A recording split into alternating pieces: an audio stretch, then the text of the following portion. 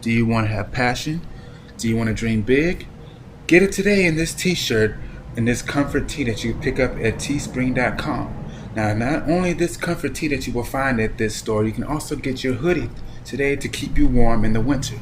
Pick it up in the link in the description.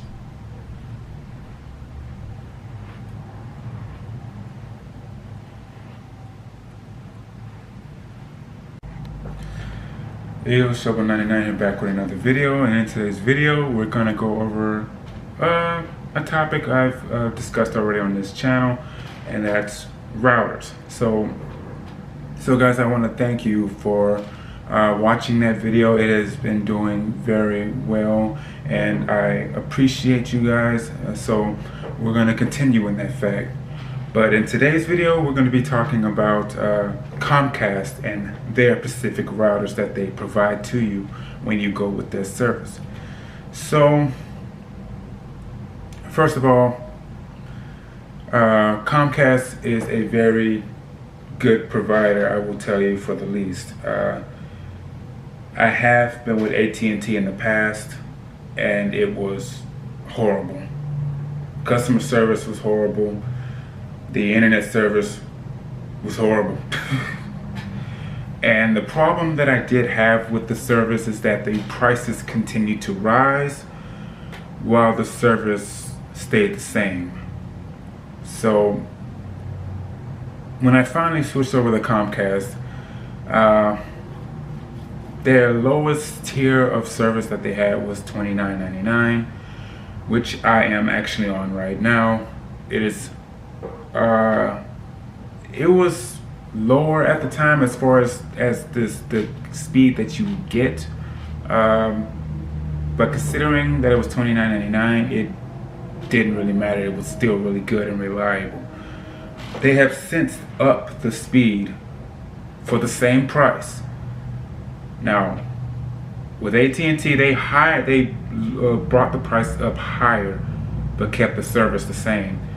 Comcast upped the speeds of their service and kept it the same price. So guys, we're kind of gonna go over their router. So let's kind of take a look at their router. So here's the router in question that Comcast provides with you when you do go with their service. Obviously, Xfinity.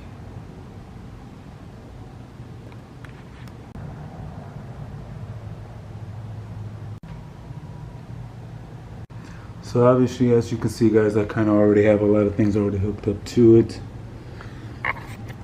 So here's some of the ports that are on the back of this device. I don't know if you can see it. I'm trying to get enough light for you guys.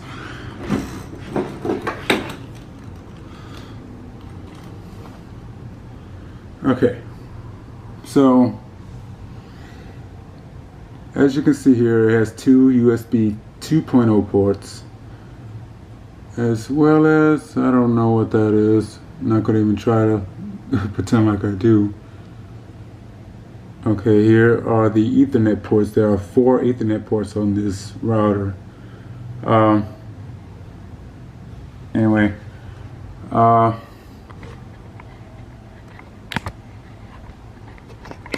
excuse me, guys.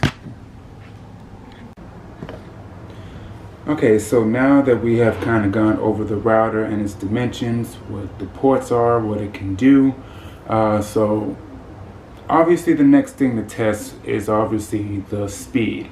Now, when it comes to network speeds with this particular router or any service provider that you get, you only are going to get the theoretical speed of what you are paying for. So obviously if you're paying for higher speeds, that's what you're going to get. So let's do that now. Okay, so we basically got everything loaded up, and obviously I told you what the speed was earlier, but the main thing you want to make sure of is, are you actually getting your theoretical speeds that you are paying for? And that is the main thing when it comes to getting things from your service provider.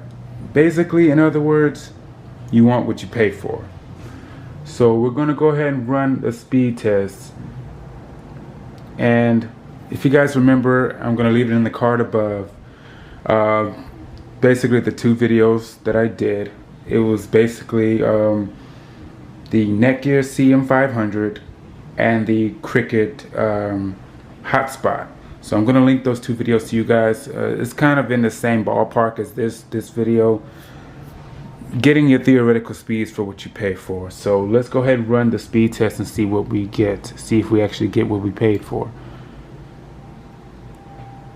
Actually getting a whole lot more than what we paid for.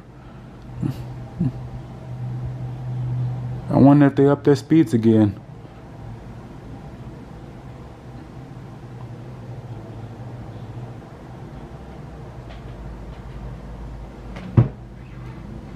Okay, so as you can see, we got 88.3 megabits download and 5.5 megabits per second upload.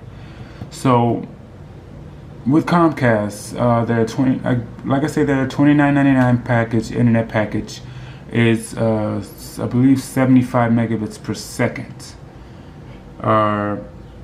somewhere in that ballpark.